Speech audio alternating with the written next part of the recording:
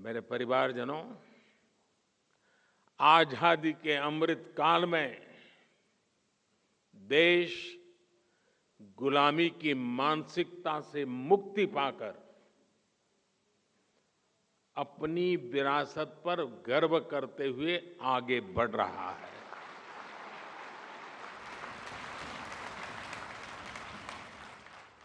हमारी सरकारों के कार्यों में भी आपको कहीं न कहीं मालवीय जी के विचारों की महक महसूस होगी।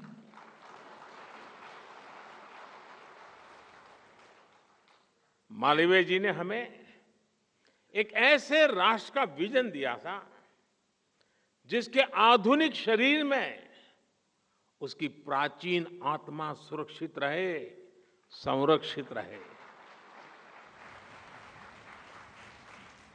जब अंग्रेजों के विरोध में देश में शिक्षा के बायकॉट की बात उठी तो मालवीय जी उस विचार के खिलाफ खड़े हुए। वो उस विचार के खिलाफ थे। उन्होंने कहा कि शिक्षा के बायकॉट की जगह हमें भारतीय मूल्यों में रची स्वतंत्र शिक्षा व्यवस्था तैयार करने की दिशा में जाना चाहिए। और मजा देखिए, इसका जिम्मा भी उन्होंने खुद ही उठाया और देश को बनारस हिंदू विश्वविद्यालय के रूप में एक गौरवशाली संस्थान दिया।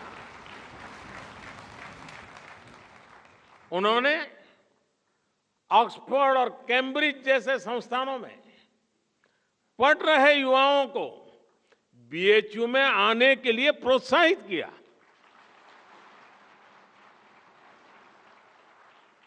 महामना इंग्लिश के महान विद्वान होने के बावजूद भारतीय भाषाओं के प्रबल पक्षधर थे। एक समय था जब देश की व्यवस्था में, न्यायालयों में फारसी और अंग्रेजी भाषा ही हावी थी। मालवीय जी ने इसके खिलाफ भी आवाज उठाई थी। उनके प्रयासों से नागरी लिपि चलन में आई, भारतीय भाषाओं को सम्मान मिला। आज देश की नई राष्ट्रीय शिक्षा नीति में भी मालवीय जी के इन प्रयासों की झलक मिलती है। हमने भारतीय भाषाओं में हायर एजुकेशन की नई शुरुआत की है। सरकार आज कोर्ट में भी भारतीय भाषाओं में कामकाज को प्रोत्साहित कर रही है।